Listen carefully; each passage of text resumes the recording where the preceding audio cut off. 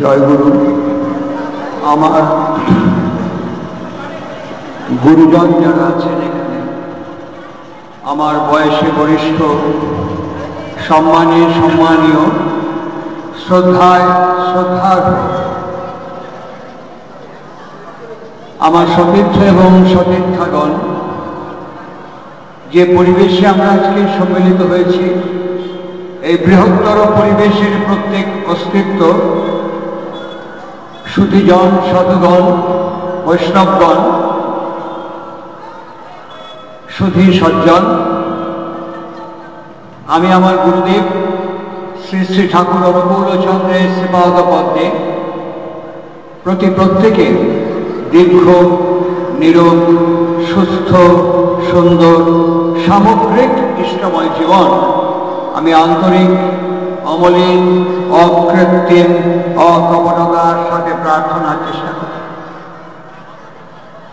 আজকে যে ভাগবত সম্মেলন পরম প্রেমময় শ্রী শ্রী ঠাকুর অনুকূল চন্দ্রের প্রায় ৮১ বছরের কাছাকাছি জীবনকে অবলম্বন এবং আশ্রয় করে যে ভাগবত সম্মেলনের আয়োজন করা হয়েছে, যারা দানে, দক্ষিণায়, সাহায্যে, সহযোগিতায়, সর্বপ্রকার সানুকম্পী সহমর্মিতায় এই উৎসবকে সফল এবং সার্থক করে তোলবার জন্য প্রত্যক্ষে এবং অপ্রত্যক্ষে সর্বপ্রকার সানুকম্পী সহায়তা প্রদান করেছেন, তাদের এবং তাদের পরিবারের প্রতি প্রত্যেকের জন্য আমি আমার গুরুদেবের শ্রীপাদ পদ্মে সামগ্রিক ইষ্টময় জীবনের জন্য প্রার্থনা নিবেদনের চেষ্টা করি।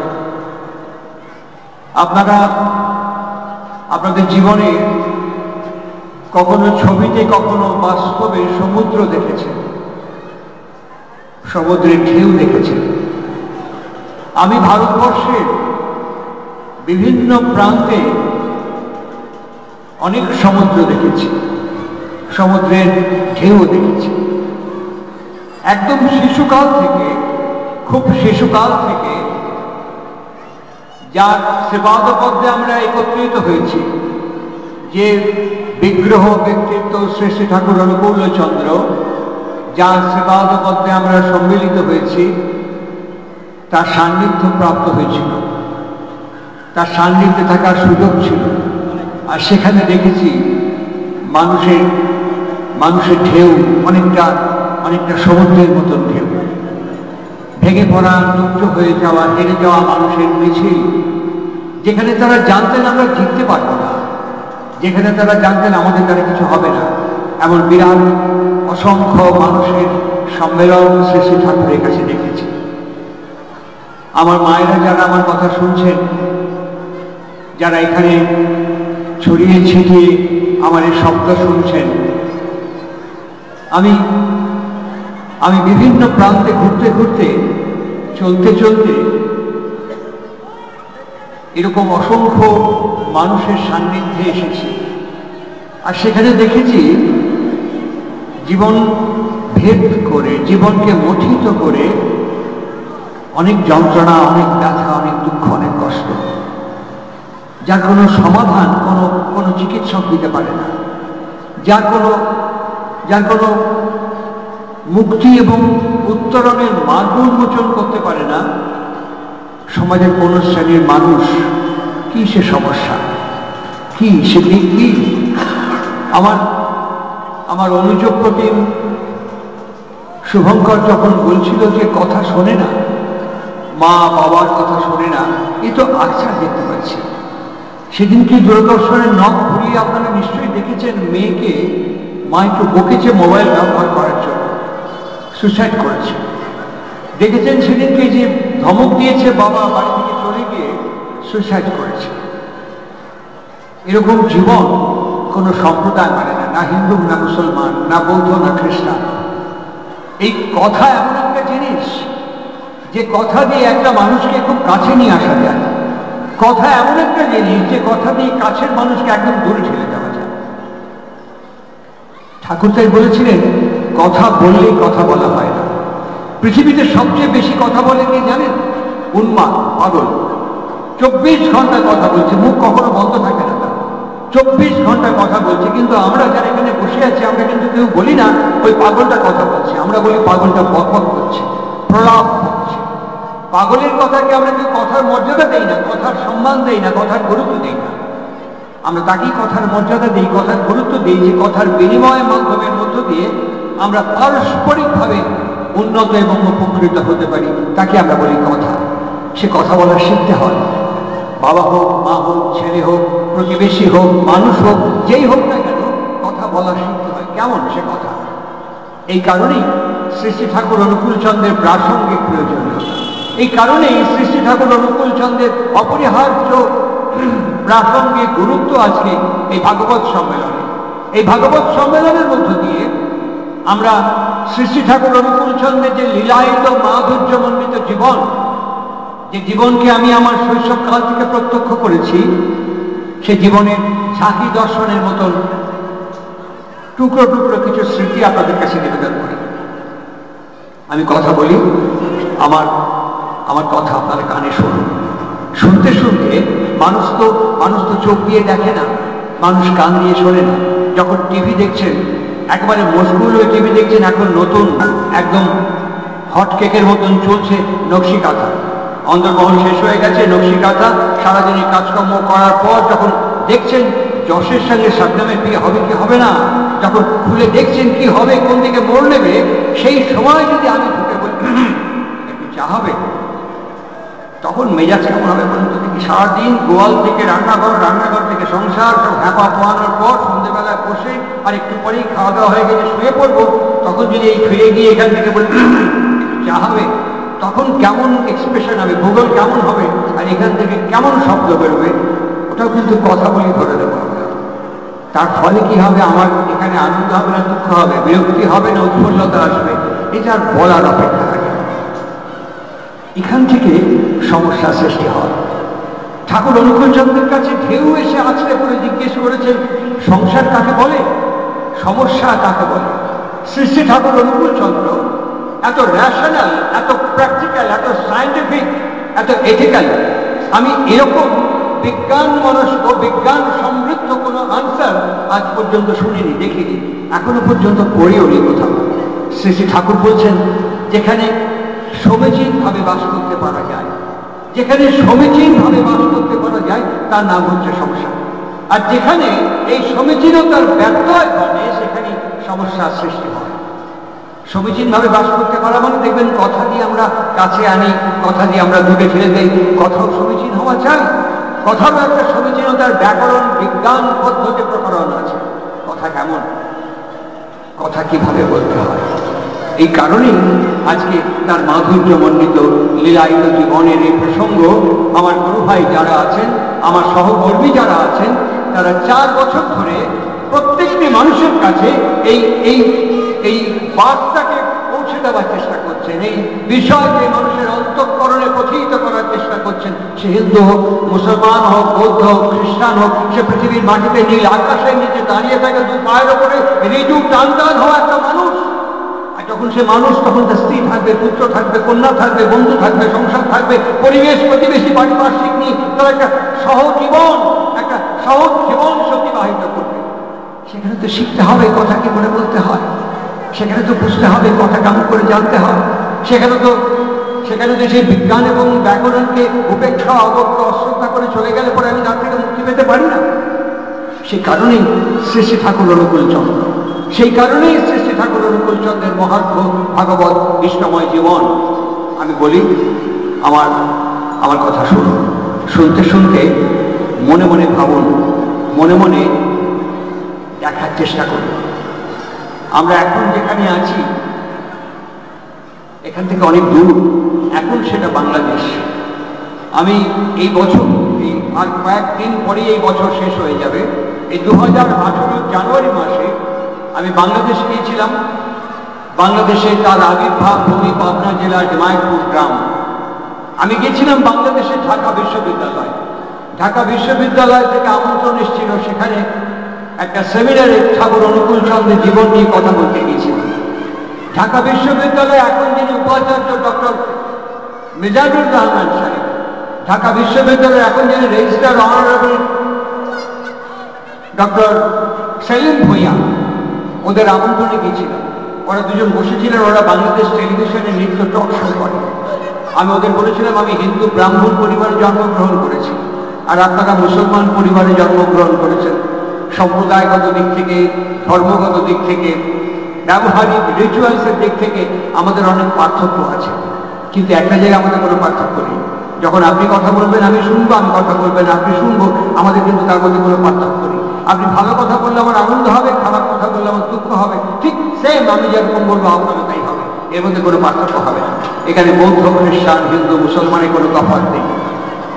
ওরা বলেছিলেন হ্যাঁ, আর শুনুন ঠাকুর অনুকূল চন্দ্রের কথা বলছি, ওই পাবনা আমি সেদিন ঘুরে আসলাম, এখন অতটা উন্নত হয়।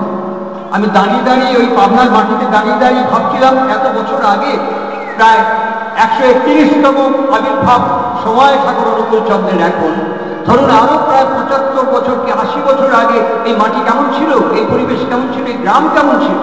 ভাবতে ভাবতে অবাক বিস্ময়ে সেই নস্টালজিয়ার মতন সেই পেছন দিকে স্মৃতিগুলোকে রোমন্থন করবার চেষ্টা করছিলাম। সেখানে কাছে আপনার হিমায়তপুর ঠাকুরের যে জন্ম ভিটে, আবির্ভাব ভিটে, তার থেকে একটু দূরে কাছে ওই গ্রামটার নাম হচ্ছে বুধের হাট। ওখান থেকে সকালবেলা একজন মানুষ ছুটে এসছেন কেন? তিনি মিস্ত্রির কাজ করেন, তিনি আশ্রমের কাজকর্ম করছেন, ঠাকুরের কাছে এসছেন, এসে অভিযোগ করছেন। সে অভিযোগটা কেমন? আপনারা যখন রান্না করেন, তেল যখন একদম কড়াইতে ফুটছে তার মধ্যে যদি একটু জল দিয়ে দেন কেমন হবে? আগুনের মধ্যে যদি একটু ঘি দিয়ে দেন কিরকম হবে? ঠিক সেই রকম ঠাকুরের কাছে যখন ছুটতে ছুটতে মানুষটি আসছে অভিযোগ জানাবে, ঠাকুর যেন সেরকম একটু তেল আর ঘিয়ের মতন বললেন, মিস্ত্রি কাজ কিন্তু শেষ করা যাবে না, বুঝেছ? সারা ফজর হবার আগেই কিন্তু কাম সারে ফেলানো চাই। তার পাবনার ভাষা, আমার দেশ পাবনায়, ঠাকুরের যেখানে আবির্ভাব, আমারও সেই জন্মভূমি, আমারও মাতৃভূমি পাবনা। আর সেই পাবনা ভাষায়, কৃষ্ণ ভাষা, মাতৃভাষায় আমি বলছি, ঠাকুর বলছে মিস্ত্রি কাজ কিন্তু বন্ধ করা যাবে না, বুঝেছ? সারা ফজর হওয়ার আগে কিন্তু কাম সারে ফেলানো চাই। কনস্ট্রাকশন হচ্ছে আশ্রমে, আর সৎসঙ্গে বা ঠাকুরের টাকার তো কোনো মাপা ছোকা নির্দিষ্ট কোনো ব্যাপার ছিল না। সুতরাং আজকে আছে, কালকে নেই, কালকে আছে, পরশু নেই, আবার আছে, আবার নেই, এরকম ঢেউয়ের মতন টাকা আসা যাওয়া। ওই ভদ্রলোক রাত্রিবেলায় গিয়েছিল ক্যাশিয়ারের কাছে, আমাদের সৎসঙ্গ ফিলন্থ্রপি অফিসে ক্যাশিয়ারের নাম ছিল ভবানী চরণ সাহা। উনি বলেছেন আজকে টাকা নেই, কালকে দেখা যাবে। সেই অভিযোগে উনি ঠাকুরের কাছে অভিযোগ করতে আসছেন। পরের দিন সকালবেলায় এসে বলতে আসছেন ঠাকুর মিস্ত্রিকে হাঁটতে হাঁটতে আসতে দেখেই বলছেন ফজর হওয়ার আগে কিন্তু কাম সারে ফেলানো চাই, আমি হ্যাজাকের ইন্তজাম করেছি। মিস্ত্রি একেবারে তেলে বেগুনে জ্বলে উঠে ঠাকুরের সামনে দাঁড়িয়েই শালা ট্যাহে নেই, ট্যাহা কাজ করার শখ, ট্যাকে টাকা নেই, কাজ করার শখ। ঠাকুর এই হাতটা এই থাইয়ের ওপরে, গরুর ওপরে সজরে চাপড় দিয়ে বলছে, শালা মোক্ষম কথা বলেছ, একদম একদম জব্বর কথা বলেছে, শালা বামুন হয় চাঁদ ধরার স্বপ্ন দেখতেছি, বুঝেছ? ট্যাহ হিসাবে একটা পয়সা নাই, কিন্তু ফজরের আগে কাম সারে ফেলা বলছে।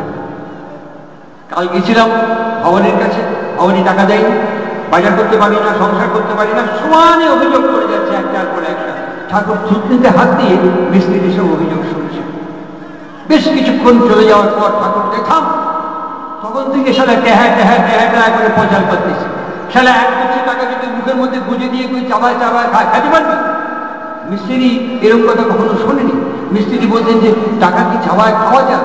বেশ 1 ঘটি জল দিলাম, বললাম গিলে খা, গিলে খাবি পারবি টাকা?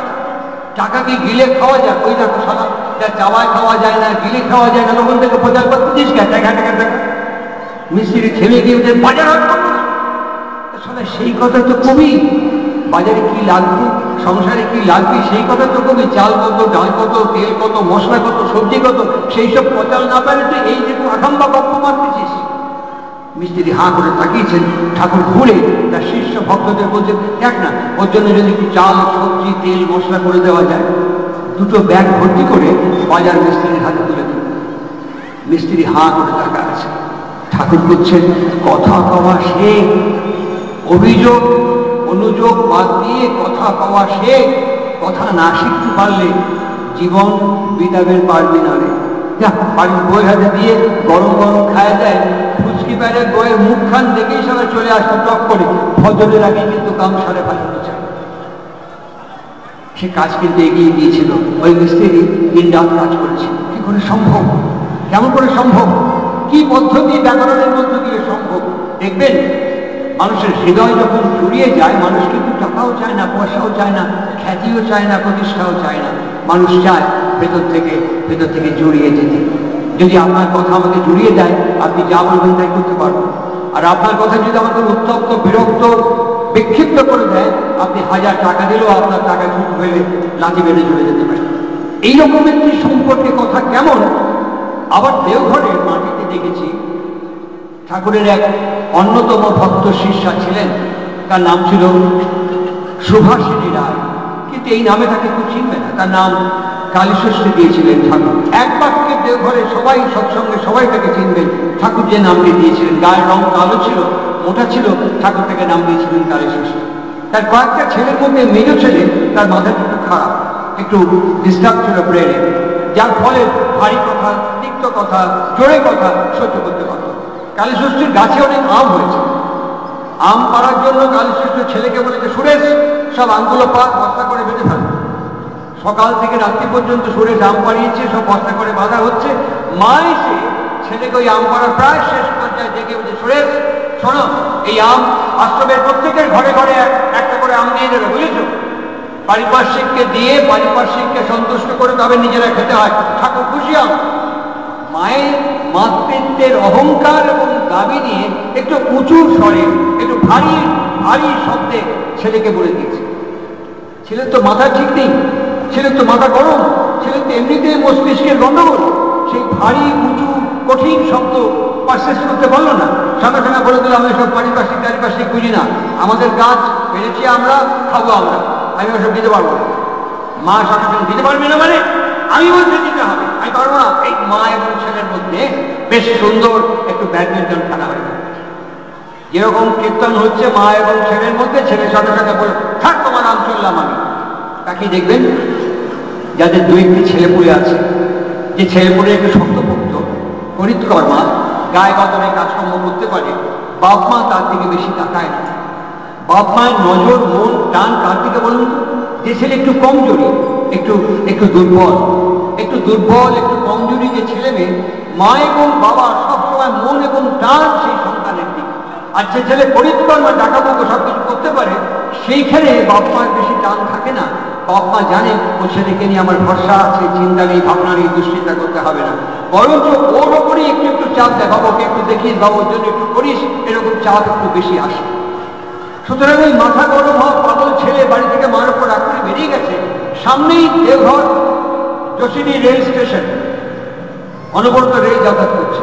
কাছে 2 পা এগিয়ে গেলে পরে দারোয়ান নদী, যদি ব্রিজের উপর থেকে ঝাঁপ দেয়, যদি রেল লাইনে গিয়ে গলা দেয়, যদি কাছে গিয়ে ত্রিকুট পাহাড় থেকে ঝাঁপ দেয়, মার মন সবসময় দুশ্চিন্তা করে।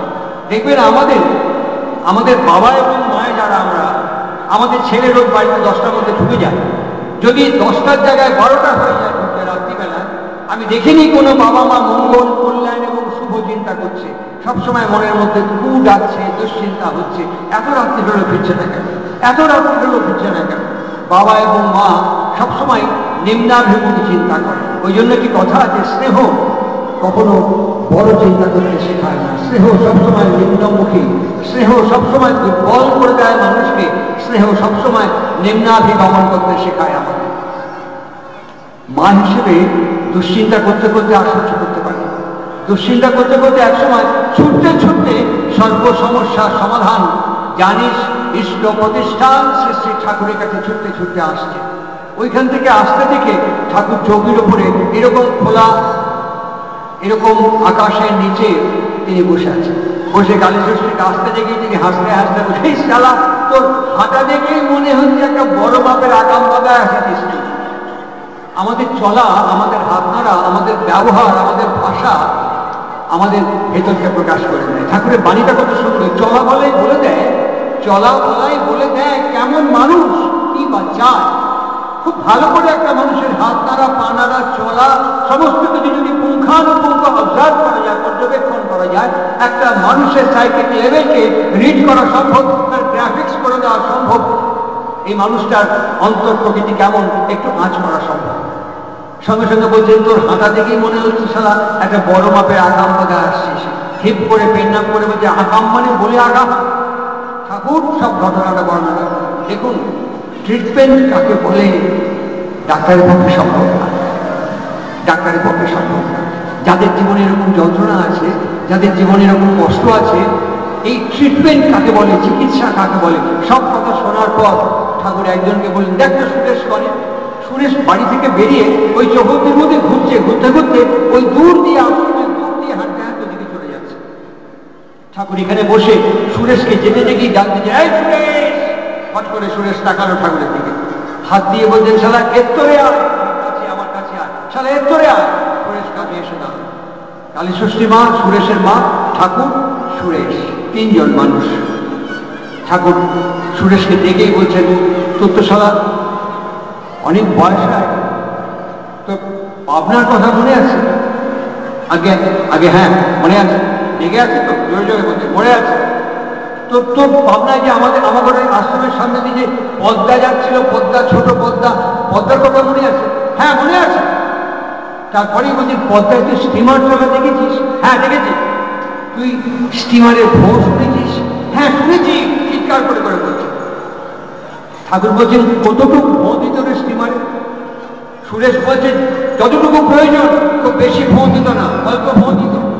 অল্প ভোঁ দিত কেন? আরে বেশি ভোঁ দিলে তো স্টিম সব পালায় যায়, ওই জন্য বেশি ভোঁ দিত না। ঠাকুর হাসতে হাসতে বলছেন শালা তুই তোর মান আমি এতটুকু জায়গায় কিন্তু কথা করছি, তুই তো ভোঁ অনেক চড়ায় রেখেছিস। শালা ভোঁ নামায় নিয়ে আয়, গলার স্বর নামায় নিয়ে আয়। শালা যেই এ কথাটা বলেছে সুরেশ ঠিক করে হেসে গেল। ঠাকুর সঙ্গে সঙ্গে বলছে তোর তো শালা মাথা গরম। বলছে হ্যাঁ খুব গরম। এই শালা গরমের উপরে নরম চাপালে কি হয়? গরম হয়ে যায়। আমিও তো শালা তাই করি, আমি ঝাঁকা মাথায় তুলে নে শালা। আমি এই যে শুভঙ্কর এতক্ষণ যজন যাজন ইষ্টভীতির কথা বলছিল, আমি শালা আজন্ম হয়ে আসার লোকে কান দিয়ে শোনে, কান দিয়ে বার করবে, এই দিক দিয়ে মনে রাখা, দিক দিয়ে বার করবে। শালা কেউ গুরুত্ব দিয়ে আমার কথা করেও না, ভাবেও না, মানেও না। তুই এক কাম করতো দেখি মাথার উপরে ওই আমের ঝাঁকা তুলে নে, তোর মাথায় কিছুক্ষণ চক্কর মারতে মারতে শালা আম কি কোষ আঠি পর্যন্ত টক টক করে ফুটে উঠবে। ওই এক এক চাকা যদি সকলে খায় না, তারপরে আমি যা করবো টক করে শুনবে, টক করে সেরে ফেলবে। ঠিক না বেঠিক? ঠিক। খুলে ফেল শালা। সুরেশ সব আশ্রমে ওই আমের ঝাঁকা বেরি করে দেবে। তার গর্ভধারিণী, তার জন্মদায়িনী, তার জননী, তার মা হা করে সমস্ত দৃশ্যটা দেখার পর ঠাকুরের পায়ের কাছে ঠিক করে প্রণাম করে বলছেন ঠাকুর ভাগ্যিস আপনি ছিলেন ঠাকুর, তারা হলে এটা আমার পক্ষে সম্ভব হতো না। শ্রী ঠাকুর বলছেন কোষ কি পাগল লম্বা কথা, ছাওয়াল তোর, ছাওয়াল পেটে ধরেছিস তুই, লালন পালন করেছিস গর্ভে তুই, ছাওয়াল প্রসব করেছিস তুই, বড় করেছিস তুই। তোর ছাওয়ালের সাথে কিংবা কথা বলে সে শোনে, বোঝে, মানে, সেই বিজ্ঞান ব্যাকরণ যদি মা হয়ে তুই বুঝবে না পারিস, পাড়ার লোকে বুঝবি? এখানে আমরা এই ছোট্ট যে ঘটনাটা বললাম দুটো, এর থেকে আমরা বুঝতে পারি এর একটা ব্যাকরণ আছে, এর একটা বিজ্ঞান আছে, এটা আমরা বুঝতে পারি। এখন 2018 নভেম্বর মাস, এখন যারা জেনেটিক ইঞ্জিনিয়ার, যারা আমাদের শরীর বিজ্ঞানী, এখন জেনেটিক ইঞ্জিনিয়ার যারা, তারা আমাদেরকে বলছেন আমি কি করে আমার জুতোর ফিতে বাঁধবো, আপনার সাথে কিভাবে কথা বলবো, কিভাবে হাত নাড়বো, এগুলো আমি ঠিক করি না, আমার একাডেমিক কোয়ালিফিকেশন ঠিক করে না। এগুলো আমার একাডেমিক কোয়ালিফিকেশন, আমার বিদ্যা, শিক্ষা, এগুলো ঠিক করে না। কে ঠিক করে? তাহলে ঠিক করে আমার জিন, আমার জেনেটিক্যাল কনফিগারেশন। আমার জেনেটিক্যাল কনফিগারেশন, আমার জিন এগুলোকে ঠিক করে দেয় আমি আপনার সাথে কি ব্যবহার করবো, কেমন হাত নাড়বো, কেমন পা নাড়বো, কোথায়, কখন, কোন সিচুয়েশনে আমি কি ধরনের বিহেভ এবং অ্যাটিটিউড নেব, এটা আমার জিন ঠিক করে দেয়। এখন উন্নত জেনেটিক ইঞ্জিনিয়াররা আমাদের কাছে এই বার্তা প্রেরণ করছে। একজন বিখ্যাত Nobel laureate doctor Alexis Carrel, doctor Alexis ক্যারলের সঙ্গে সৎসঙ্গের ঋতিকাচার্য কৃষ্ণপ্রসন্ন ভট্টাচার্যের চিঠিপত্রে নিয়মিত যোগাযোগ ছিল, যিনি নোবেল প্রাইজ পেয়েছিলেন। ডক্টর অ্যালেক্সিস ক্যারল একটা জায়গায়, তার একটি বই আছে ম্যান দ্য আননোন, তিনি একটি জায়গায় লিখছেন doing practice is habit, Doing practice is habit, and habit turn into instinct, and instinct is the condensed form of our character. প্রত্যেক দিন আমি কি করব, এই প্রত্যেক দিনের পুরো করাটাই আমার অভ্যাসে পরিণত হবে, আর এই অভ্যাস আমার জিনকে ইনফ্লুয়েন্স করবে, সেইটি আমার চরিত্র বলে চিহ্নিত হয়ে উঠবে। চরিত্র কথা থেকে ঠাকুর অনুকূল চন্দ্র বললেন চর ধাতু, চ ভয়শূন্য রয় হসত্ব, চর মানে হচ্ছে চলা। আমি প্রতিদিন কেমন করে চলবো, কিভাবে চলবো, কি পদ্ধতিতে চলবো, সেইটি আমার ভেতরের জিনকে ইনফ্লুয়েন্স করবে।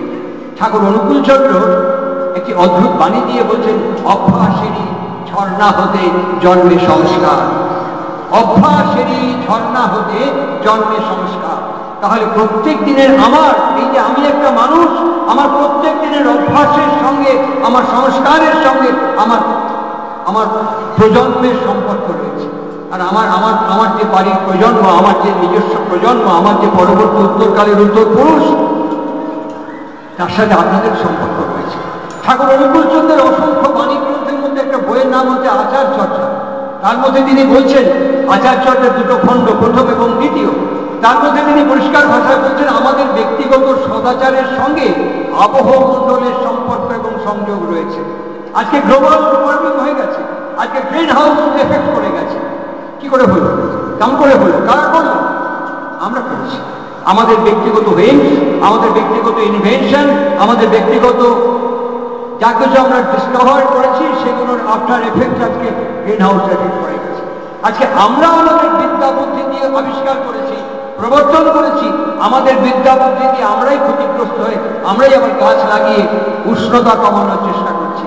ঠাকুর অনুকূল চন্দ্রের বাণী এবং কথা একটু একটু করে বিজ্ঞান in other term, form and language একটু করে স্বীকার করছে, যার সঙ্গে সনাতন শ্রীমৎ ভাগবতের কি অবিচ্ছেদ্য অত্যাজ্য একটা অভূতপূর্ব সম্পর্ক। এই কথাগুলোই শ্রীমৎ ভাগবতে মহর্ষি ব্যাস উচ্চারণ করছেন।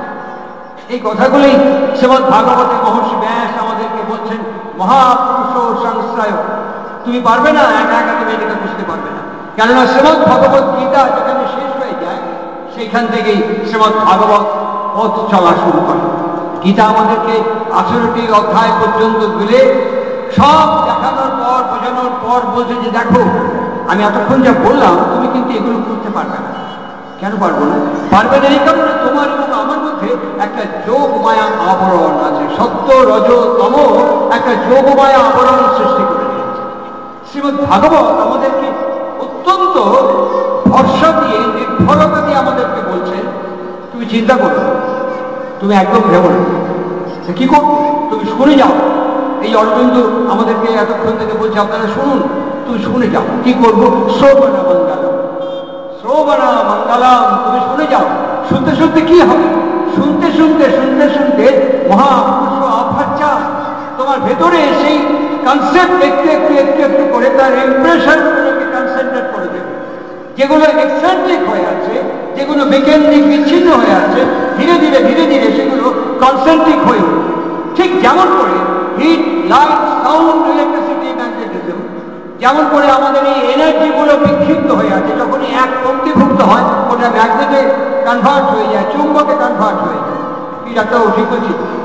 সুতরাং এইভাবে যখনই আমার ভেতরের এই শক্তিগুলো, কাম, ক্রোধ, লোভ, মদ, মোহ, মৎসর্য, দিদার এনার্জি, এই এনার্জিগুলো যখন এক পঙ্ক্তিভূত হয়ে আসবে, তখনই আমার ক্ষেত্রে আমার ভেতরে সেই শক্তিটি ক্রিয়াশীল হয়ে উঠবে। সেই শক্তি দিয়ে কি করে বুঝতে পারবো? শ্রীমৎ ভাগবত আমাদেরকে জানাচ্ছেন, হৃদন্তস্থ হি অভদ্রাণি বিধুনতি, হৃদন্তস্থ হি অভদ্রাণি বিধুনতি। মহর্ষি ব্যাস এই কথাটি যখন বললেন, তার উত্তরে বলছেন, এই যে জামাটা পরে আপনাদের কাছে দাঁড়িয়ে আছি, এই জামাটা পরেই কি অনন্তকাল থাকবো না? কি করবো? এটা ময়লা হয়ে যাবে, কাচবো।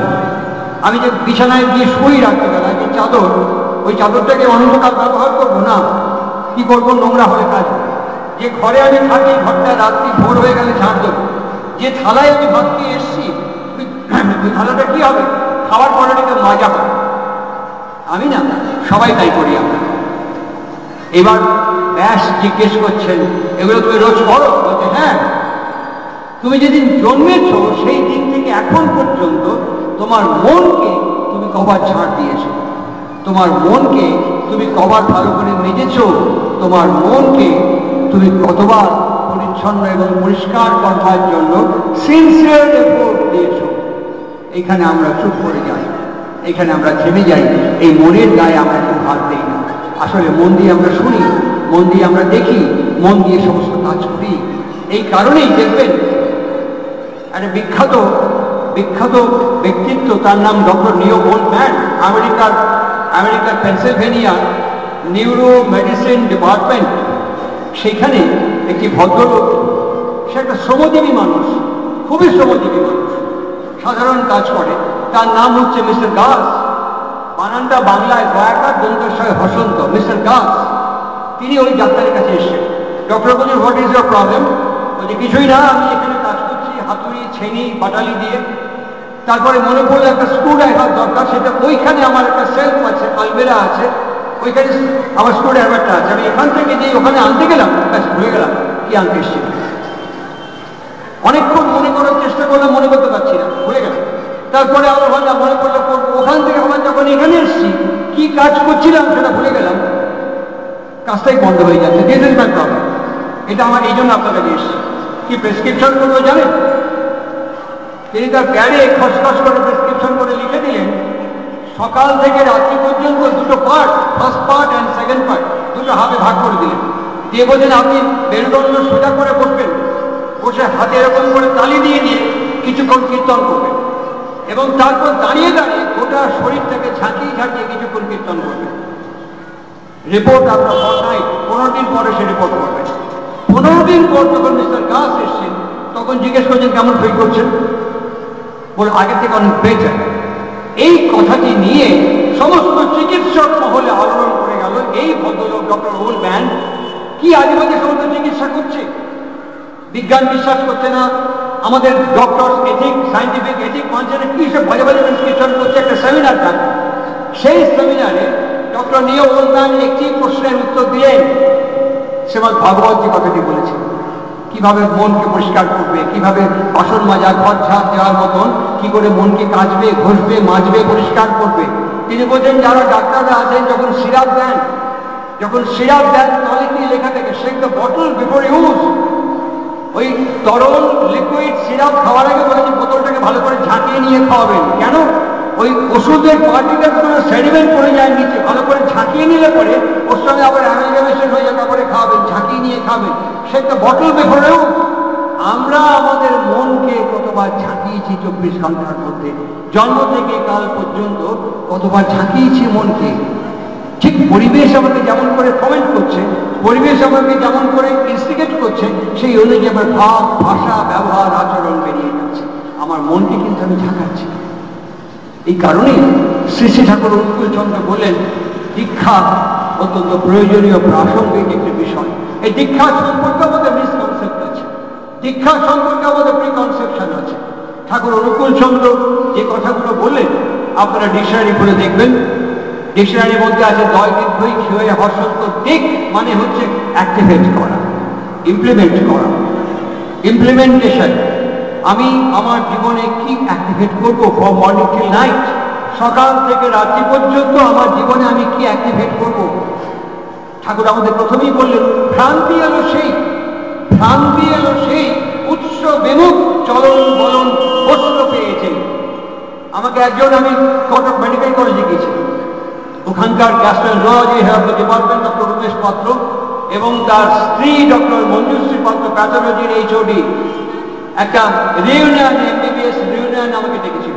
এই কথাগুলি যখন বলছি তখন আমাকে একজন এমবিবিএস ডক্টর ওইখান থেকে সিট থেকে বলছেন, এসব কথা রাখুন, ঈশ্বর সবকিছু করেন, ঈশ্বর সবকিছু দেখেন, ঈশ্বর সবকিছু ব্যবস্থা করে দেবেন। আমি বললাম যে আপনার কথা শুনে মনে হচ্ছে ঈশ্বরের mail ID, mobile, fax number আপনার পকেটে আছে, কাইন্ডলি একটু দিন, কিংবা আমাকে একটু কানেক্ট করে দিন, ঈশ্বরের সাথে একটু কথা বলি। আপনি জানেন ঈশ্বরের অ্যাড্রেস, তার মোবাইল, ফ্যাক্স, মেল আইডি? হ্যাঁ করে তাকিয়েছেন। আর যেটা আপনি জানেন ওটা শুনে শুনে বলছেন। যেটা জানেন সেটা হচ্ছে আপনার মা এবং আপনার বাবা আপনার উৎস। প্রাইমা ফেসিতে প্রাথমিকভাবে আমার উৎস হচ্ছে আমার মা এবং আমার বাবা। আমি যখন এইটুকু ছিলাম তখন আমি কথা বলতে পারতাম না, বিছানায় শুয়ে পেচ্ছাপ করতাম, পায়খানা করতাম, খিদে পেলে খালি একটাই অস্ত্রের জন্য চিৎকার করে কাঁদা। একজন বুঝতো, সমস্ত পৃথিবীতে একজন বুঝতো, একজন একজন একজন একজন একটিমাত্র প্রাণ, একটিমাত্র প্রাণী, একটিমাত্র মানুষ বুঝতো, সে আমার মা। সে আমার মা বুঝতে পারত। শুধু আমার মা কেন, যত মা এখানে বসে আছেন, যত মা পৃথিবীর নীল আকাশের নিচে মাটির ওপরে বাস করছেন, প্রত্যেক মা তার সন্তানের ভাষা বুঝতে পারে। সেই মাকে জিজ্ঞেস করুন, কোন ইউনিভার্সিটি থেকে আপনি MBA করে এসছেন, কোন ইউনিভার্সিটি থেকে ডক্টরেট করে এসছেন, কোন ইউনিভার্সিটি থেকে আপনি এই বিদ্যাটি অর্জন করে এসছেন, যার ফলে সন্তানের ইচ্ছে, সন্তানের পেট ব্যথা, খিদে আপনি বুঝতে পারেন। কিসে ডক্টরেট করেছেন? একাডেমিক সার্টিফিকেট দেখান।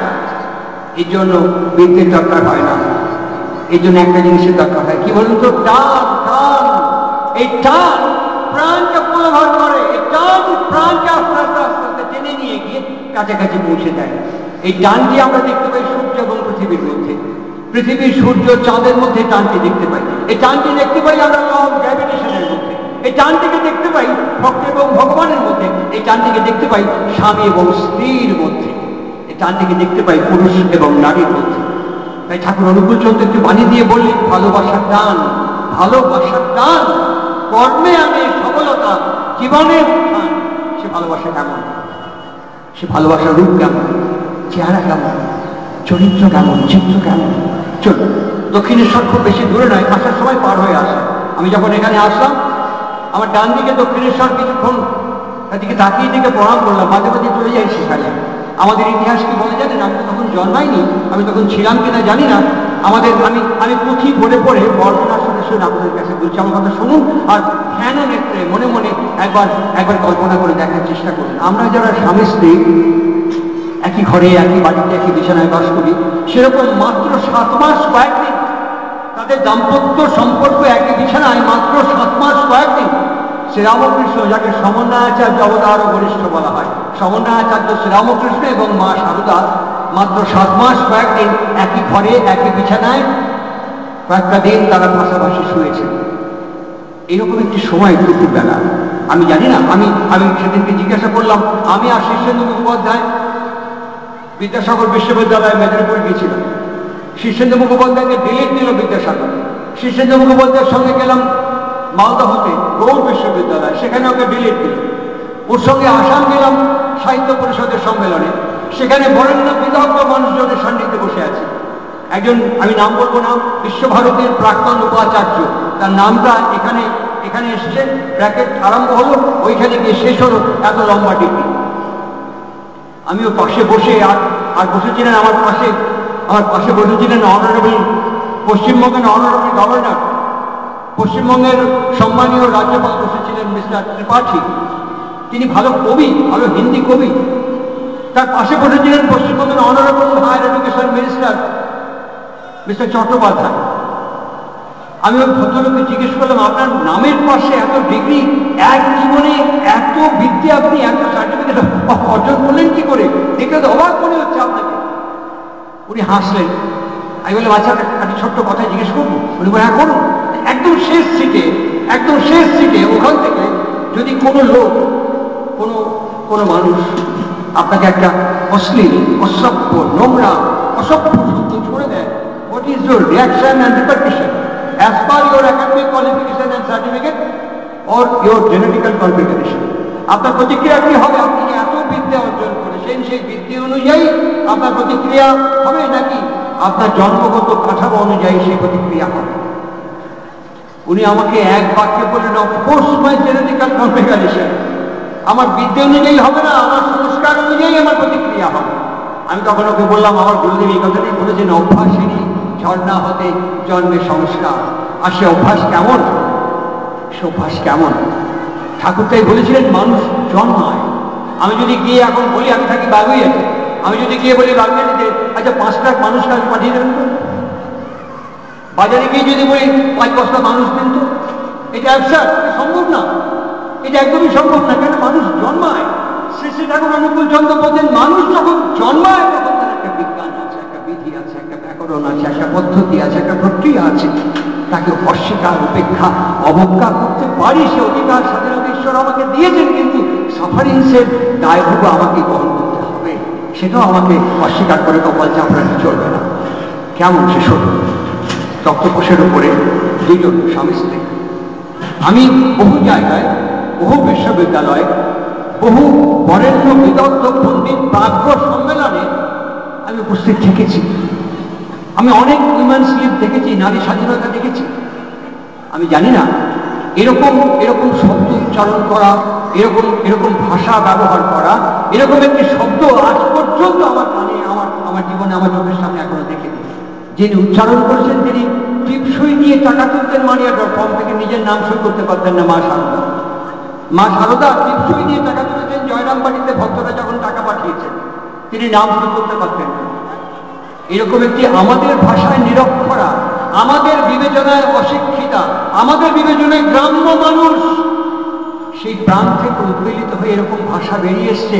আমি জানি না আজ পর্যন্ত কোনো বিদুষী মহিলার মুখে উচ্চারণ হয়েছে কিনা। শুনুন, দুপুরবেলা মধ্যাহ্ন ভোজের পরে ঠাকুর শুয়ে আছেন। আমি বর্ণনা অনুযায়ী বলছি, ঠাকুরের পায়ের তলে মা বসে বসে হাত বুলিয়ে দিচ্ছেন। কি কঠিন জিজ্ঞাসা, কি কঠিন প্রশ্ন, কি কঠিন প্রশ্ন এবং কি কঠিন জিজ্ঞাসা। পায়ের তলে হাত বুলিয়ে দিচ্ছে, ঠাকুর কপালে হাত দিয়ে উপরে শুয়েছে। হঠাৎ মা জিজ্ঞেস করছে, আমি তোমায় একটা কথা জিজ্ঞেস করছি। ঠাকুর হাতটা নামিয়ে দিলেন, আবার জিজ্ঞেস করছেন, আমি তোমায় একটা কথা জিজ্ঞেস করব। ঠাকুর চোখের দিকে তাকিয়ে থেকে বললেন, হ্যাঁ করবে বলবি, নিশ্চয়ই করবে। এবার পায়ের তলে হাত বোলাতে বোলাতে তিনি জিজ্ঞেস করছেন, আমি তোমার কি? এই প্রশ্নটা যদি করে, কি কঠিন প্রশ্ন, কি কঠিন জিজ্ঞাসা। আমি তোমার কি? আমি অনেককে প্রশ্ন করেছি, কি উত্তর দিয়েছে জানেন? কি বোকা বোকা কথা বলতে দেখেছে। 7 পাক ঘুরে কনকাঞ্জলি সপ্তপদী কুসুমডিঙ্গা করে বাপের বাড়ি থেকে আমার বাড়িতে নিয়ে এসে আমার বাচ্চা কাচ্চা বহন করে মানুষ করে দিলে এখন বুড়ো বয়সে প্রশ্ন করছে, আমি তোমার কি? হতভাগা, তুমি আমার বউ, আবার কি? এক লাইনে উত্তর শেষ, এক লাইনে উত্তর শেষ। আমাদের শিক্ষা, সংস্কার, বুদ্ধি, বিবেচনা আমাদের এই উত্তরের সীমান্তে দাঁড় করিয়েছে। সেদিন কি উত্তর দিয়েছিলেন? যিনি উত্তর দিচ্ছেন তিনিও কিন্তু লেখাপড়া জানেন, যিনি উত্তর দিচ্ছেন তিনিও কিন্তু একাডেমিক সার্টিফিকেট নেই। এই কলকাতা শহরে 333 বার অপমানিত হয়েছে। বইটি লিখেছেন সাংবাদিক প্রণবেশ সেন, বইটি পড়ে দেখবেন 333 বার কলকাতা শহরে অপমানিত হয়েছে। তিনি কি উত্তর দিচ্ছেন? হাতে নামিয়ে নিয়ে যেই প্রশ্ন করলেন, আমি তোমার কি? অপলক নির্নিমেষে এক দৃষ্টি তাকিয়ে আছেন তার সহধর্মিণী, তার মনোবৃত্তানুসারিণী, তার অর্ধাঙ্গিনী, তার স্ত্রী, তার বধূ, তার দিকে এক দৃষ্টি তাকিয়ে আছেন। হাত দুটো আস্তে আস্তে আস্তে আস্তে এরকম করে জড়ো করে ফেললেন। জড়ো করে বলছেন, কি কাণ্ড বলো দেখিনি, কি আশ্চর্য কাণ্ড বলো দেখিনি। এই হাতে সকালে, দুপুরে, সন্ধ্যায় আরতি ঘোরায়, আরতি গ্রহণ করে। এই হাতে মালা পরিয়ে দিন, আমার বলে আগে তুই পড়, তারপর আমি যখন তাকে ভোগ দিই আমাকে বলে তুই আগে খা, তারপর আমি খাবো। বলো দেখিনি, একদিকে ওখানে ভবতারিণী হয়ে আমার হাতে আরতি নিচ্ছে, ভোগ নিচ্ছে, মালা পড়ছে, আর এই ভর দুপুরে জগদ্ধাত্রী জগদম্বা হয়ে সেই আমার পরিচর্যা করছে। গো তুমি আমার এই, গো তুমি আমার এই হচ্ছে এই উত্তর। আর আমাদের শিক্ষিত মানুষের উত্তর কোনো কথা বলছে, বউ কাকে বলে, স্ত্রী কাকে বলে, সহধর্মিণী কাকে বলে, মনোবৃত্তানুসারিণী কাকে বলে, এগুলো সব আলাদা আলাদা। যেমন সেগমেন্ট বায়োপসি করা হয়, যেমন সেগমেন্ট বায়োপসি করা হয়, এর প্রত্যেকটির আলাদা আলাদা বিজ্ঞান, ব্যাকরণ এবং পদ্ধতি রয়েছে। কিচ্ছু জানলাম না, জীবন কাটিয়ে দিলাম। কিচ্ছু বুঝলাম না, বড় হয়ে গেলাম। কিচ্ছু মানলাম না, সংসার বিরাট করে ফেললাম। রাষ্ট্র চলবে, সমাজ চলবে, জীবন চলবে, সেখানে ঢেউ আসবে না? ঢেউ তো সেখানেই আসবে। সেই ঢেউয়ের মধ্যে কোথাও মরা ভাসছে, গরু ভাসছে, মোষ ভাসছে, কুকুর ভাসছে, ছাগল ভাসছে, তবুও সেই সদ্য পাপ সংহন্তি সদ্য দুঃখ বিনাশিনী সুখদা মৎসদা গঙ্গা, গঙ্গা গঙ্গে গো পরমাঙ্গতি বলে মানুষই গঙ্গার জলকে মাথায় নিয়ে পুজো করছে, ভাগবত মাঙ্গলিক নান্দনিক গান যজ্ঞে লাগাচ্ছে। জীবন যে এইরকম, জীবন কখনো থেমে থাকে না, জীবন কখনো হারিয়ে যায় না, জীবন কখনো নিঃশেষ হয়ে যায় না। আর সে জীবনকে উপভোগ অনুভব করার জন্য যে সমস্ত মানুষজন এখানে বসে আছেন, যদি একটা ঘূর্ণি হাওয়া হয়, আমাদের প্রত্যেকেরই চোখ দেখবেন সব দেখতে পায়। আমরা যা দেখছি সব চোখ দিয়ে দেখছি, চোখ সব দেখতে পায়। শুধু এখানে কেন, বাইরেও যদি শোনেন প্রণয় মজুমদারের 5খানা গাড়ি হয়েছে, তখনই এই চোখ যদি দেখে ফেলে তখন বলবেন 2 নম্বরই পয়সা, কি করে পরে বললো দেখি, আর 2 নম্বরই পয়সা মাছ ফেলেছে, তাকে ঠিক করে ফেলেছে, আর বলবেন না বলছে। সেই দিন থেকে আমি এখানে আমাদের লোকের প্রশংসা শুনলে বুকের পাঁজরে ব্যথা হয়, লোকের প্রতিষ্ঠা থেকে পরে পেটে কিনচিন করে, লোকের খ্যাতি প্রশংসা ব্যাপ্তি প্রশস্তি পেলে পরে আমাদের চোখে চটন করে, চোখ কটকট করে। সেই চোখে যদি একটা কুটো এসে পড়ে, চোখ সব দেখতে পায়, কিন্তু চোখে যদি একটা কুটো এসে পড়ে তখন কি হয়? সামনে দাঁড়িয়ে দাদা দেখুন তো চোখে কি বললো দেখুন তো। ঠাকুর অনুকূল চন্দ্র বলছেন, দেখেছিস কান্ত সাদা, মানুষের চোখ জীবন এবং জগতের সব দেখতে পারে, কিন্তু চোখে যদি সাদা কুটো পড়ে চোখ আর কুটো দেখতে পারে, তখন সামনের মানুষের সাহায্য নেওয়া লাগে। দেখেছিস? আসলে একটা চোখে কুটো সরাবের জন্য সামনের মানুষের সাহায্য নেয়, একটা জীবন কি করে চালাবে তার জন্য গুরুর দরকার পড়ে না।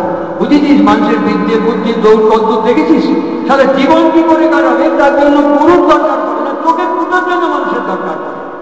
এইরকম একটি সন্ধিক করে দাঁড়িয়ে থেকে ঠাকুর অনুকূল চন্দ্রের প্রাসঙ্গিকতা, ঠাকুর অনুকূল চন্দ্রের প্রয়োজনীয়তা, তিনি ব্যক্তি থেকে প্রত্যেকটি সেগমেন্ট ওয়াইজ একটু একটু একটু একটু করে আমাদের কাছে ইলাবোরেটলি রিপ্রেজেন্ট করেছেন জীবন কাকে বলে, জীবন কি। আর সেই কারণেই আমার গুরু ভাইরা, আমার সতীর্থবৃন্দ আজকে আপনাদের কাছ থেকে দান দক্ষিণা সাহায্য ভিক্ষা নিয়ে এই সম্মেলনের আয়োজন করেছেন। I am not salesman, I am not hawker of my গুরুদেব। আমি জীবনে কখনো কাউকে দীক্ষার কথা বলিনি, বলছি না, বলবো না। কেন বলছি না? এই যে ডেঙ্গি ফেঙ্গি সব জ্বর জারি হচ্ছে, ভাইরাল ফিভার হচ্ছে, আমি কলকাতার একটা ফিজিশিয়ানকে দেখিনি, বাড়ি বাড়ি কেউ ডাক্তারকে দেখি, প্লেটলেট একটু পরীক্ষা করি, দেখি আপনার রক্তটা একটু পরীক্ষা করি, কাউকে দেখছি না। যখন মোচন দিচ্ছে, ছুটতে ছুটতে কি হাজির হচ্ছে ডাক্তারবাবু, দেখুন প্রচন্ড জ্বর, বসুন, ধমক দিচ্ছে, মেনে নিচ্ছে। 1 ঘন্টা জায়গায় 2 ঘন্টা বসে 3 ঘন্টা বসার জন্য মনে মনে প্রস্তুত হয়েছি, আমি নিরাময় চাই। শ্রী শ্রী ঠাকুর অনুকূল চন্দ্র বলেছিলেন, জীবন উপভোগ মানুষ যদি হয়, জীবনকে যদি এনজয় করতে হয়, জীবনকে যদি উপভোগ করতে হয়, জীবনকে যদি অ্যাপ্রিসিয়েট করতে হয়, অ্যাকসেপ্ট করতে হয়, তাহলে ভিক্ষার মতন দীক্ষাকে প্রেয়ার করতে হয়। রবীন্দ্রনাথ বলেছিলেন, সুরের গুরু দাও দাও দাও গো সুরের দীক্ষা। সুতরাং তোয়াজ করে জীবন চলে, তোয়াজ করে জীবন হয় না, মহাত্ম জিনিসকে ভিক্ষার মতো গ্রহণ করতে হয়। আর সেই কারণেই আজকের এই সম্মেলন, আজকের এই ভাগবত সভা যারা আপনারা আয়োজন করেছেন, আমি আপনাদের কাউকে চিনি না, প্রথমবার আমি এখানে এসেছি। আপনাদের সাথে আমার রক্ত বর্ণ বংশ গোত্রের কোনো পরিচয় নেই। এই ফার্স্ট টাইম আমি এখানে এসেছি। আপনাদের প্রত্যেকের কাছ থেকে আমি অনেক দূরে দাঁড়িয়ে আছি, আপনারাও আমার কাছ থেকে অনেকটা দূরে দাঁড়িয়ে আছেন। আমি যদি হাত বাড়াই এরকম করে এখান থেকে কাউকে টাচ করতে পারবেন, আনটাচেবল দূরত্ব সবাই দাঁড়িয়ে আছে। কিন্তু দেখুন, ওইখান থেকে দূর থেকে যে কোনো অ্যাঙ্গেল থেকে যদি আমাকে একটা অশ্লীল শব্দ কেউ ছুঁড়ে দেন, খারাপ শব্দ, গালাগাল যাকে বলি আমরা, গালাগাল যাকে বলি, খিস্তি যাকে বলি, যদি ওখান থেকে আমাকে ছুঁড়ে দেন, আমি যেভাবে কথা বলছি, যে মোবাইল অনেকক্ষণ থেকে ও রেকর্ড করছে, ভিডিও করছে, ওর ভিডিওতে আপনারা দেখতে পাবেন আমার ফিজিক্যাল ফেনোমেনন, আমার শারীরিক চেহারাটা পাল্টে গেছে। একটা গালাগাল যদি কেউ ছুঁড়ে দেন, দেখবেন আমি যেভাবে কথা বলছি আমার চেহারা পাল্টে গেছে, ভাষা পাল্টে গেছে, আমার বডি ল্যাঙ্গুয়েজ বলতে যাবে কিনা? হ্যাঁ কিনা বলুন? কেন? আমার প্রশ্ন কেন? আপনি তো আমাকে ছড়নি, গায়ে হাত দেননি, ফিজিক্যাল অ্যাসল্ট করেননি, তবু একটা শব্দ ওখান থেকে ছুঁড়ে দিলেন, আমি কানে শুনলাম। আমার ফিজিক্যাল পরিবর্তন, আমার শারীরিক পরিবর্তন কেন হবে? কেন? ঠাকুরের কাছে কখনো আনসাইন্টিফিক কথা শুনিনি। ঠাকুর অনুকূল চন্দ্রের কাছে আমি শিশুকাল থেকে থেকেছি, কখনো আনএথিক্যাল অশাস্ত্রীয় কোনো শব্দ শুনিনি। ঠাকুর অনুকূল চন্দ্র বলছেন, এই শব্দ আমার এবং আপনাদের প্রত্যেকের সঙ্গে যে দূরত্ব, এখানে শূন্যতা, ফাঁকা, একদম শূন্য নেই, এখানে ইথার আছে, ইথার। আপনার এই শব্দটা ইথারের মধ্যে পড়বে, পড়ে ইথারের যে ঢেউ ওখানে ভাসতে ভাসতে ভাসতে ভাসতে আমার কানের মধ্যে যে পর্দা, যাকে বলি মেমব্রেন, ঠিক আছে, কানের মধ্যে আছে মেমব্রেন, এই কানের পর্দায় কি ধাক্কা মারলে পরে ওটা স্পন্দন এবং কম্পনে কনভার্ট হয়ে যাবে। ওই কম্পন যে আমার শরীরের মধ্যে কি আমাকে বোঝাবে, ওই লোকটি না তোকে গালাগাল করবে। যখন এটা আমি বুঝতে পারলাম, কিরকম বুঝতে পারি জানেন, এই সেদিনকেই দেখলাম হাওড়া স্টেশনে, সেই দিন হাওড়া স্টেশনে একজন লাইনে দাঁড়িয়েছে, আর একজন লাইনে দাঁড়িয়ে পট করে হাত দেওয়ারে তল থেকে দিয়ে বলে দুটো বাউরিয়া যে কেঁদেছে বলে আপনি কাটুন, আমি তো লাইনে দাঁড়িয়ে বলে আরে হয়ে গেছে আবার কাটুন না আপনি, তখন সারা সরে বাড়ছে। যেই বলেছে তখন হাত দুটো কি বললেন কি বললেন কি বললেন এরকম করছে। আমি হাঁ করে তাকিয়ে দেখলাম, তার মানে লোকটা অ্যাকসেপ্ট করলেও সরে পাচ্ছে। আমি তো সরে বাচ্চা নই, আমাকে যদি সরে বাচ্চা গালার বাচ্চা যা বলছি তা বলুক, আমি যদি ওটাকে মেনে নেই আমি রিয়াক্ট করবো কেন? আমি তো তার নই, আমাকে যদি ওভাবে গালাগাল করে আমি হাঁ করে তাকিয়ে থাকি। ডাক্তারের কাছে বহু ডক্টরের চেম্বারে একই কথা দেখলাম, তো পেটে বড় ব্যথা, শুনে নেই ওষুধ লিখছে, আমাদের এখানে ব্যথা এই সে ওষুধ লিখছে, তখন এক কথা 50 বার বলে যাবে পেশেন্ট। ডাক্তার কিন্তু রিয়াক্ট করে না, ডাক্তার জানে লোকটা অসুস্থ, ও বলবেই, ওই জন্য আমার কাছে এসছে। তাহলে আমি যখন বলছি কি বললেন কি বললেন কি বললেন বলে যখন তেড়ে যাচ্ছি, তখন বুঝতে হবে আমি খুব সুস্থ নই, আমিও ওই লোকটির মতনই আরেকটি অসুস্থ মানুষ। এই অসুস্থ মানুষের মেলার মধ্যে সুস্থতা একটা অনেক স্বপ্নের মতন বুদবুদের মতন চেয়ার ভাসছে। সুতরাং এই যে এখান থেকে আমাদের যে গালাগাল করবে না, ওটা আগে মাথায় গিয়ে বলবে, আমাকে বলবে এই লোকটা না তোকে গালাগাল করবে। যেটা যে বুঝতে পারলাম তখন আমার রিয়াকশন হচ্ছে। সৃষ্টি ঠাকুর অনুকূল চন্দ্র বলছেন শব্দের গুরুত্ব কত, বুঝতে পারছো? উনি তবে গালাগাল করবেন, একটা শব্দ জাস্ট সাউন্ড। ঠাকুর অনুকূল চন্দ্র বলছেন sound of your call must reach me.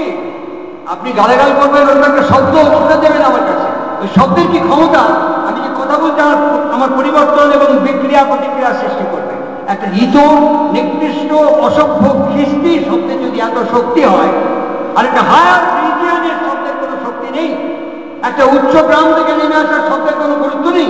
ঠাকুর অনুকূল চন্দ্র বলছেন he who comes above the region of complexes, প্রবৃত্তির ঊর্ধ্বতন থেকে যে শব্দটা তিনি নামিয়ে দিচ্ছেন, sound of your call must reach me.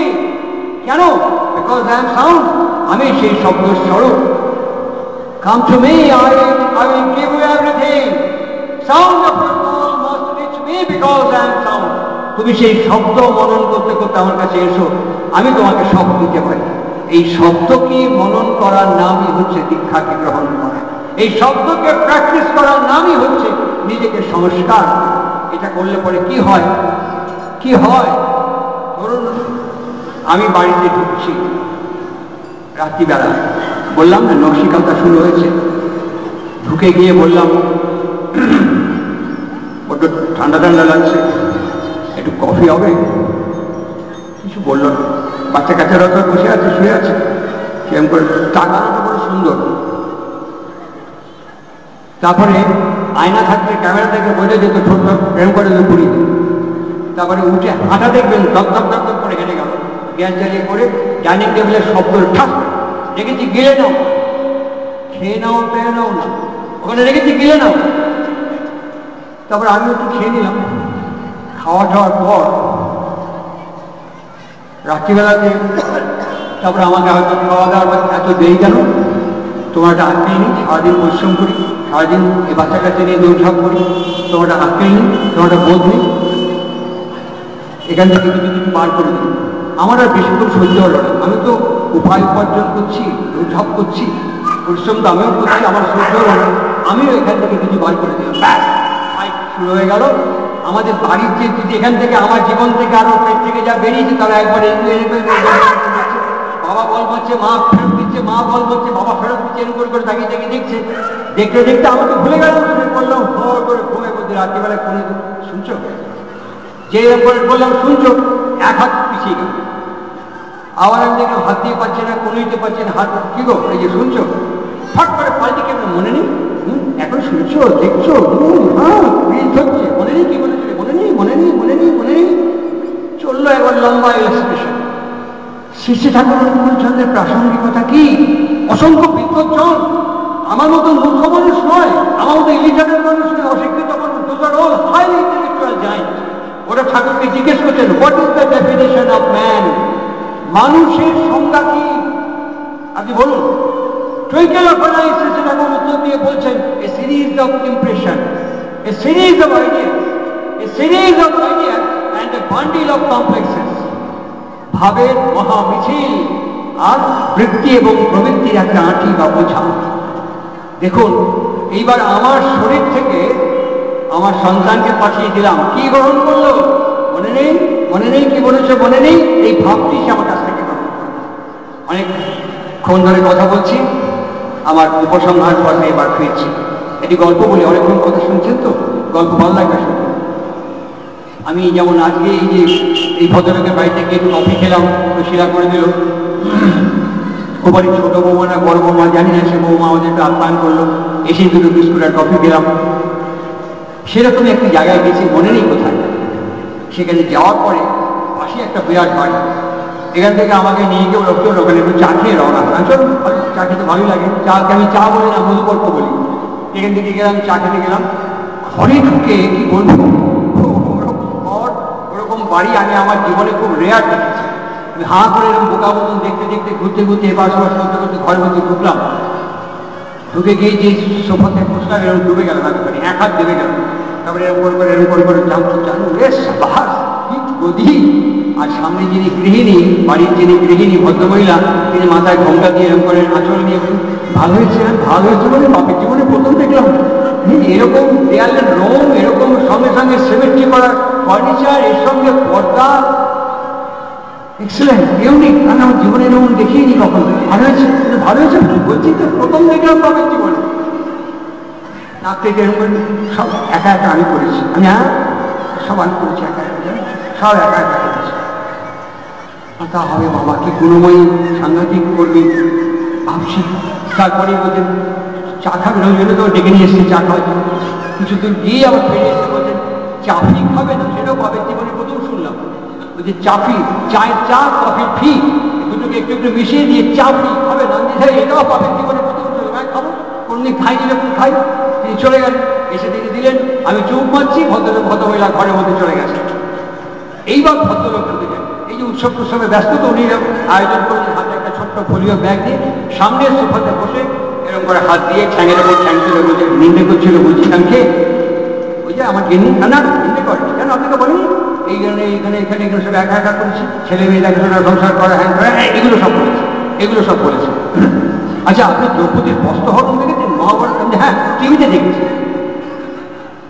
আচ্ছা বলুন তো দেখি, যখন দুঃশাসন টেনে যাচ্ছে আর দ্রৌপদী লাভ খাচ্ছে, পেছন থেকে শ্রীকৃষ্ণ যদি সাপ্লাই না করত, কি কাণ্ডটা হতো? সর্বনাশ হয়ে যেত, একেবারে সর্বনাশ। আচ্ছা আপনি বলুন, এই যে আমার বউ সব করেছে, একা একা সব কিছু করেছে, আপনাকে বললো সকাল থেকে রাত্রি পর্যন্ত লাঠুর মতন ঘুরে ঘুরে, আমি যদি সাপ্লাই না করতাম, ও গিন্নির পক্ষে সম্ভবত লাঠুর মতো ঘোরে। আপনি বলুন তো দেখি, একদম একদম 100 এর মধ্যে কোনো তফাৎ নেই, 100% ঠিক। লাভ লাভ লাভ, 100% লাভ, হ্যাঁ একেবারে ঠিক। সঙ্গে সঙ্গে দুটো বাচ্চা এসে এই ঠ্যাঙে একটা, এই ঠ্যাঙে একটা বসে চপ করে, এখানে একটা চুপ করে, এখানে পট্টারে চুপ করে। কে? ছেলে বুঝি? বলে হ্যাঁ, দুটোই তো আমার ভবিষ্যৎ। কি নাম? বললে এর নাম বুলেট আর এর নাম রকেট। বিউটিফুল। একটা উড়বে আর একটা ফাটবে। যখন উড়বে আর ফাটবে তখন বুঝতে পারবেন সন্তান কাকে বলে, বিবাহ কাকে বলে, জীবন কাকে বলে, সমাজ কাকে বলে, রাষ্ট্র কাকে বলে, ব্যক্তি কাকে বলে। সামগ্রিকভাবে ধারণ প্রক্রিয়ার বিজ্ঞান, ব্যাকরণ, পদ্ধতি, প্রক্রিয়াকরণ কি। আমার শেষ গল্প, তারপরেই আজকে পরবর্তী কার্যক্রমে আমরা ফিরব। অনেকক্ষণ ভারী কথা আমাদের মস্তিষ্ক নিতে পারে না, আর এর থেকে আমরা বুঝতে পারি সন্তান, বিবাহ, প্রজনন, জীবন, সংসার, দাম্পত্য, এর সঙ্গে একটা বিজ্ঞান এবং ব্যাকরণের অন্তর্লীন যোগাযোগ এবং সম্পর্ক আছে, যা শ্রী শ্রী ঠাকুর অনুকূল চন্দ্র তার দীর্ঘ বাণী নিজার মধ্যে বিবৃত করেছেন। এটি গ্রাম।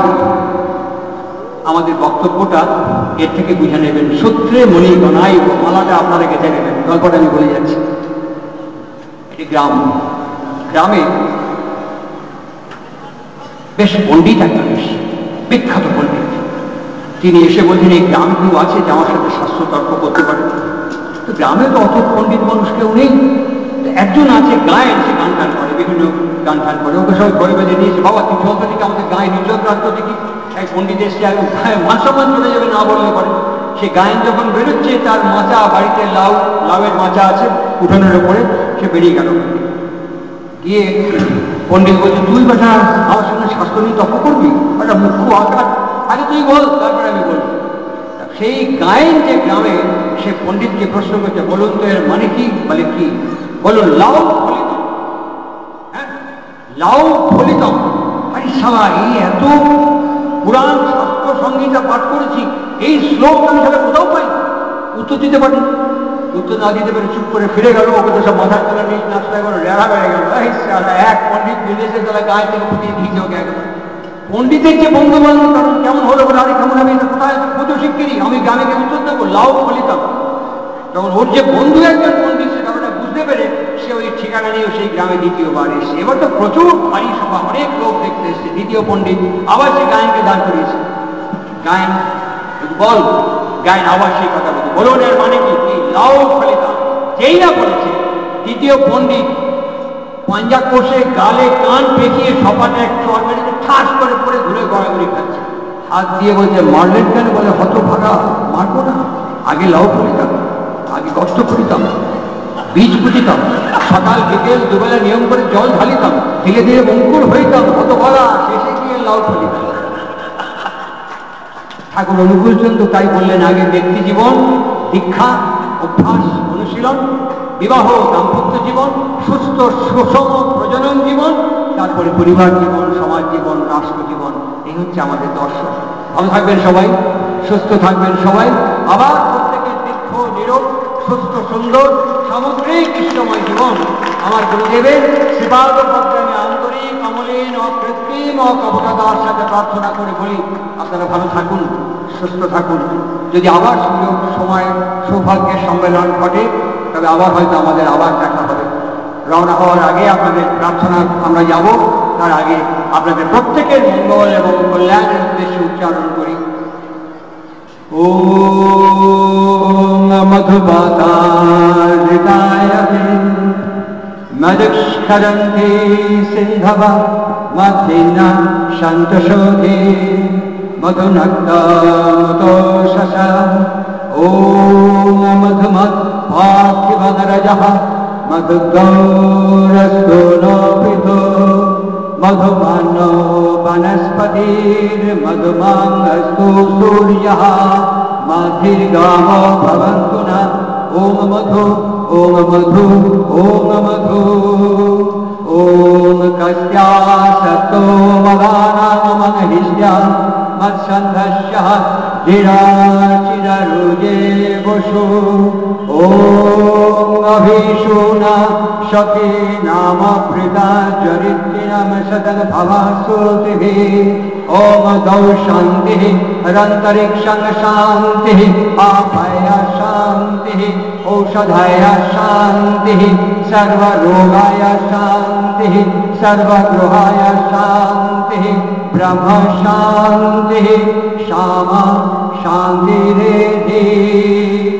প্রাণরাম নিখিল জগতং সর্বাপুরयो মনং বিশ্বপ্রেমনামুলকেতনং বিশ্বজীবানুকুলং আতুখানং পরমশিবদং সন্তারূপাভিরামং রাধাস্বামী স্বমহিমঘরং সদ্গুরুং ত্বং নমামি। গতির্ভক্তা প্রভু কৃষ্ণ ঈশ্বর পুরুষোত্তমঃ আব্রহ্ম স্তম্ভ ভৃত্তাতা সদ্গুরু স্বং নমস্তুতে। ভালো থাকবেন সবাই। হ্যাঁ, জয় গুরু, বন্দে পুরুষোত্তম। আমাদের ভিডিও আপনাদের কেমন লাগে তা কমেন্ট করে জানাবেন। যদি ভিডিওটি ভালো লাগে অবশ্যই একটি লাইক দেবেন। আমাদের নেক্সট ভিডিও পরবর্তী আপডেট পেতে ধর্মদান চ্যানেলটি অবশ্যই সাবস্ক্রাইব করবেন। এই ধরনের ভিডিও দেখতে আমাদের সঙ্গে থাকুন। ভবিষ্যতে আরও ভিডিও আসছে। জয় গুরু, বন্দে পুরুষোত্তম।